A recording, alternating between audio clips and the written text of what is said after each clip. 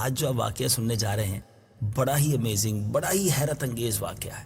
جی ہاں، اور بلکہ ایک اور عجیب بات یہ ہے کہ ہزاروں سال گزرنے کے بعد بھی اس واقعے کی نشانی آج بھی آپ دیکھ سکتے ہیں. جی ہاں، یہ کیسے ممکن ہے انشاءاللہ وہ بھی آپ کو بتائیں گے. آج کون سا واقعہ ہے؟ بات ہوگی اصحاب کہف کی. جی ہاں، غار والے ساتھیوں کی بات ہوگی.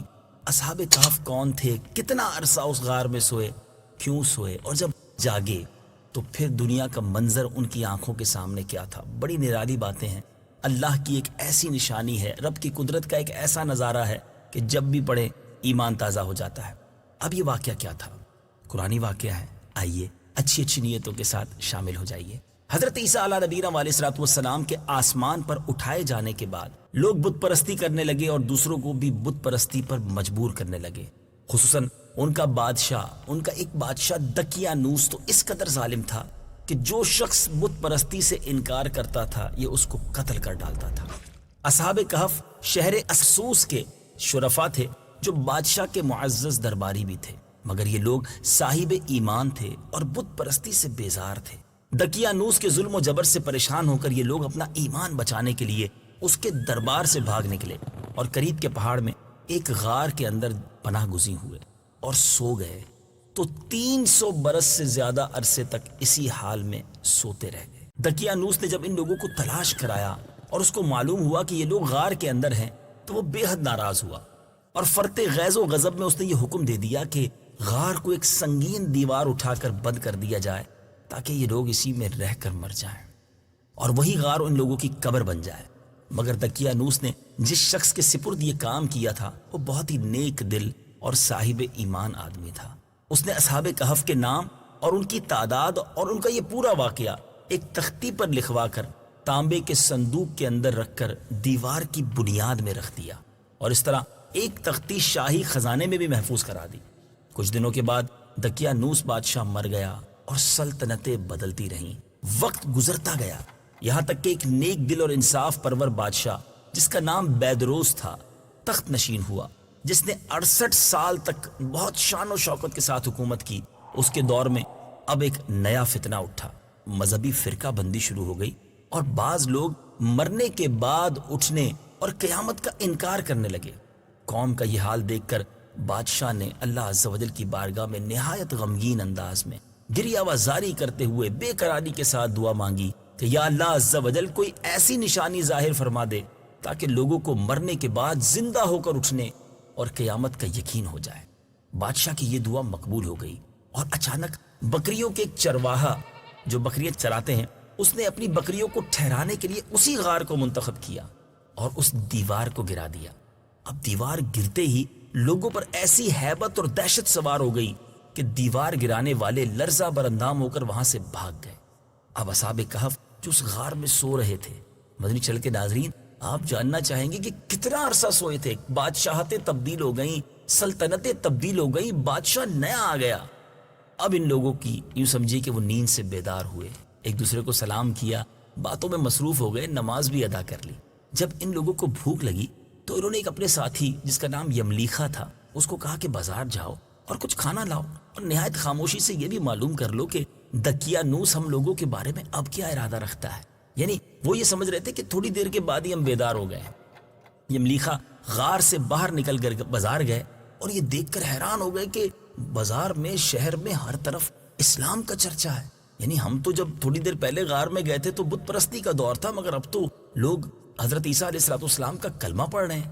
یملیخا نے جب یہ دیکھا تو محو حیرت ہو کر کہا کہ الہی یہ کیا ماجرا ہے کہ اس شہر میں تو اسلام کا نام لینا بھی جرم تھا، آج یہ انقلاب کیسے ہو گیا. پھر ایک نان بائی کی دکان پر کھانا لینے گئے اور دقیانوسی زمانے کا روپیہ دکاندار کو دیا. اب یاد رہے کہ اگر 100 years ago یعنی کئی 100 سال پہلے کا کوئی کرنسی لے کر کسی کی دکان پر جائے تو وہ تو حیران ہونا ہی تھا. تو اس سکے کا چال چلن تو بند ہو چکا تھا، اس سکے کو دیکھنے والا بھی کوئی باقی نہ رہا تھا. تو دکاندار کو شبہ ہوا کہ اس شخص کے ہاتھ میں کوئی خزانہ لگ گیا ہے. چنانچہ دکاندار نے ان کو حکام کے سپرد کر دیا، گرفتار کروا دیا اور حکام نے ان سے خزانے کے بارے میں پوچھ گچھ شروع کر دی کہ بتاؤ خزانہ کہاں ہے. یملیخا نے کہا کہ خزانہ تو کوئی نہیں ہے، یہ تو ہمارا ہی روپیہ ہے. حکام نے کہا کہ برسوں گزر گئے ہیں، اس سکے کا چلن ہی بند ہو گیا ہے. تو اب وہ یملیخا کہتے ہیں اچھا یہ بتاؤ کہ دقیانوس بادشاہ کا کیا حال ہے. تو حکام نے کہا کہ آج روئے زمین پر اس نام کا کوئی بادشاہ نہیں. ہاں سینکڑوں برس گزرے اس نام کا ایک بے ایمان بادشاہ گزرا تھا جو بت پرست تھا. یملیخا نے کہا کہ ابھی کل ہی تو ہم لوگ اس کے خوف سے اپنے ایمان اور جان کو بچا کر بھاگے تھے. میرے ساتھی بھی یہاں قریب ایک غار میں موجود ہیں, تم لوگ میرے ساتھ چلو, میں تم لوگوں کو ان سے ملا دوں. چنانچہ حکام اور عمائدین یعنی شہر کے جو شرفا تھے وہ کثیر تعداد میں اس غار کے پاس پہنچے. اچھا وہاں اصحاب کہف جو ہے وہ یملیخا کے انتظار میں تھے کہ وہ کھانا لے کر آئیں گے, لیکن جب ان کی واپسی میں دیر ہو گئی تو لوگوں نے خیال کیا کہ شاید یملیخا گرفتار ہو گئے ہیں. اور جب غار کے منہ پر بہت سے آدمیوں کا شور و غوغا ان لوگوں نے سنا تو سمجھ بیٹھے کہ غالباً دقیانوس کی فوج ہماری گرفتاری کے لیے آن پہنچی. تو یہ لوگ نہایت اخلاص کے ساتھ ذکر الہی اور توبہ و استغفار میں مشغول ہو گئے. اب حکام نے غار پر پہنچ کر تانبے کا وہ صندوق بھی برآمد کر لیا. اس کے اندر سے جب تختی نکالی تو اس تختی پر اصحاب کہف کا نام لکھا تھا, اور یہ بھی تحریر تھا کہ یہ مومنوں کی جماعت اپنے دین کی حفاظت کے لیے دقیانوس بادشاہ کے خوف سے اس غار میں پناہ گزین ہوئی ہے. تو دقیانوس نے خبر پا کر ایک دیوار سے ان لوگوں کو غار میں بند کر دیا ہے. ہم یہ حال اس لیے لکھتے ہیں کہ جب بھی یہ غار کھلے تو لوگ اصحاب کہف کے حال پر مطلع ہو جائیں. حکام جو تھے وہ تختی کی عبارت پڑھ کر حیران رہ گئے, اور ان لوگوں نے اپنے بادشاہ بیدروس کو اس واقعے کی اطلاع دی. اللہ غنی. فوراً ہی بیدروس بادشاہ اپنے امراء اور عمائدین شہر کو لے کر غار کے پاس پہنچا تو اصحاب کہف نے غار سے نکل کر بادشاہ سے معانقہ کیا اور اپنی ساری داستان بیان کی. بیدروس بادشاہ سجدے میں گر کر اللہ عز و جل کا شکر ادا کرنے لگا کہ میری دعا قبول ہو گئی, اور اللہ تعالیٰ نے ایسی نشانی ظاہر کر دی جس سے موت کے بعد زندہ ہو کر اٹھنے کا ہر شخص کو یقین ہو گیا. اصحاب کہف بادشاہ کو دعائیں دینے لگے کہ اللہ تعالیٰ تیری بادشاہی کی حفاظت فرمائے, اب ہم تمہیں اللہ کے سپرد کرتے ہیں.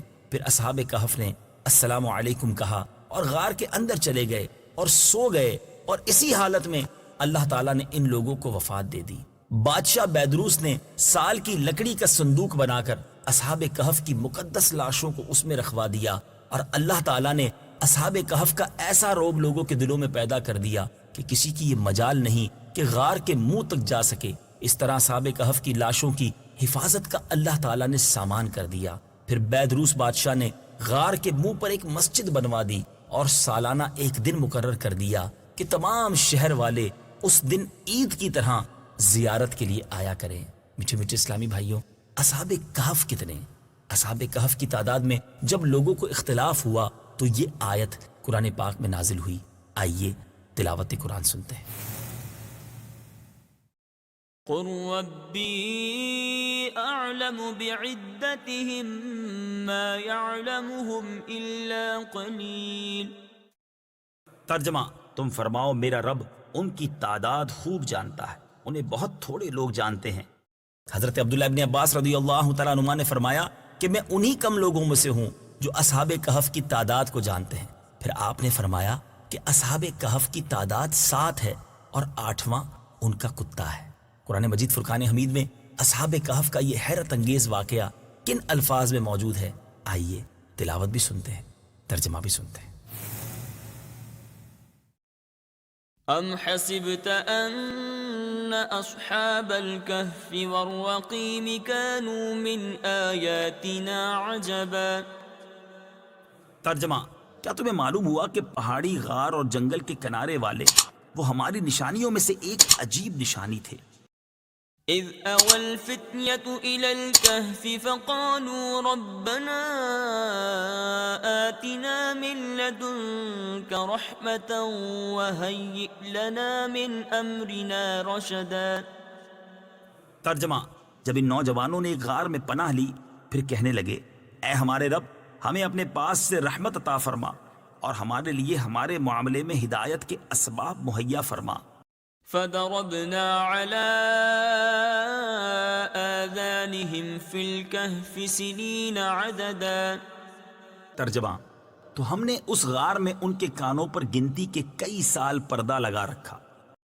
ثم بعثناهم لنعلم أي الحزبين أحصى لما لبثوا أمدا.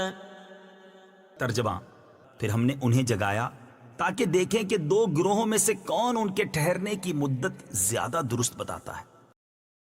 نحن نقص عليك نبأهم بالحق إنهم فتية آمنوا بربهم وزدناهم هدى.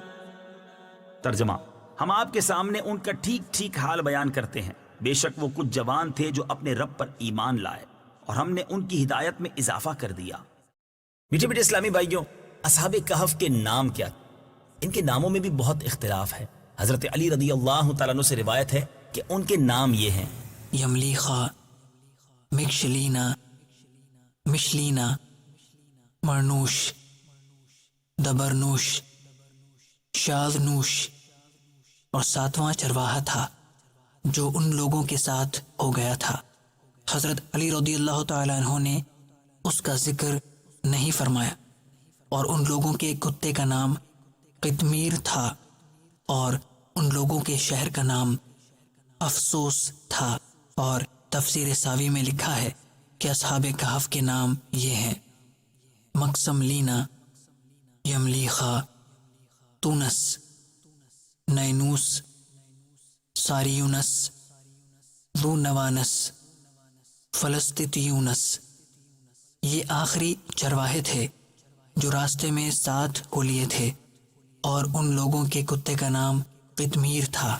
اصحاب کہف کے ناموں کے بھی خواص ہیں، اس کی بھی برکتیں ہیں. جی ہاں، کہ اصحاب کہف کے ناموں کا تعویذ بھاگے ہوئے کو بلانے کے لیے اور دشمنوں سے بچ کر بھاگنے کے لیے، آگ بجھانے کے لیے کپڑے پر لکھ کر آگ میں ڈال دیں. سبحان اللہ. تیسرے دن آنے والے بخار کے لیے، خشکی اور سمندر میں سفر محفوظ ہونے کے لیے، مال کی حفاظت کے لیے، عقل بڑھنے کے لیے، گناہ گاروں کی نجات کے لیے. سبحان اللہ. اللہ والوں کے نام میں کتنی برکت ہوا کرتی ہے. اب آئیے سنتے ہیں قرآن پاک ہی سے کہ یہ اصحاب کہف کتنے دنوں تک سوتے رہے. قرآن پاک کی آیت سنیے: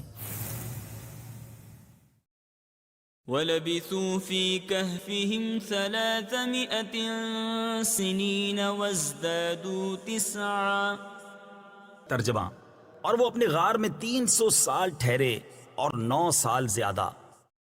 جب یہ آیت نازل ہوئی تو کفار کہنے لگے کہ ہم 300 برس کے متعلق تو جانتے ہیں کہ اصحاب کہف اتنی مدت تک غار میں رہے، مگر ہم 9 برس کو نہیں جانتے. تو پیارے آقا علیہ الصلوۃ والسلام نے فرمایا تم لوگ شمسی سال جوڑ رہے ہو، اور قرآن مجید نے قمری سال کے حساب سے مدت بیان کی ہے، اور شمسی سال کے ہر 100 برس میں 3 سال قمری بڑھ جاتے ہیں. میٹھے میٹھے اسلامی بھائیوں، عجیب و غریب واقعہ ہے نا؟ آپ نے سنا، اللہ کی شان ہے. اس واقعے سے ہمیں سیکھنے کو کیا ملا؟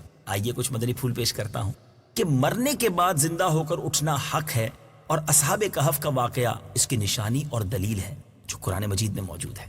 نمبر 2، جو اپنے دین و ایمان کی حفاظت کے لیے اپنا وطن چھوڑ کر ہجرت کرتا ہے، اللہ تعالیٰ غیب سے اس کی حفاظت کا ایسا سامان فرما دیتا ہے کہ کوئی اس کے بارے میں سوچ بھی نہیں سکتا.